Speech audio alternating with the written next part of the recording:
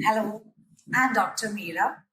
Going to speak the specialty of today. Like today is the menstrual hygiene day. So talking about menstruation to our little girls at an early stage is a good idea. Like most of the girls come to menstruation at very early age of 8 or at the late age of 15 or in an average of 12.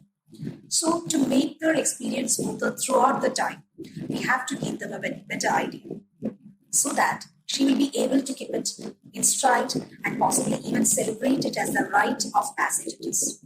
So even before the age of 8, your daughter may ask you many questions, like maybe related to the hygiene, feminine hygiene products we are using.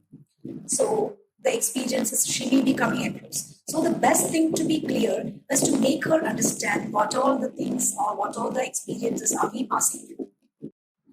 So the best thing to do is to be clear and accurate, but keep it simple and appropriate for her age. Instead of giving her all the information at once, you can work it during your casual conversations. If your daughter hasn't been asking any questions, like you have to take the initiative for the conversation about the menstruation. Don't assume that she may be knowing every information because some information may be unreliable or inaccurate. So ask her whether she has heard about puberty or what is the thing she has heard about so far. Share your own experiences about when your period started, whether they are long or short, heavy or light. That will help her feel more comfortable. Invite her to ask questions. She may have many questions and I answer them clearly as you could. So direct her to reliable books or websites because some people, some girls may find more comfortable reading themselves, knowing themselves than discussing with their moms or grandmothers. So always the conversation should convey the fold signifies about capable of getting pregnant. The first period may be light, irregular, but as they move on to the next periods, it may last from 2 to 7 days. It's normal to experience certain symptoms like headaches, cramps, bloating, mood swings, food carvings, breast pain, yeah, and a lot of fatigue. So explain the biology of a period if she's old enough to understand. At every 28 days or so, like one of the ovaries releases an egg.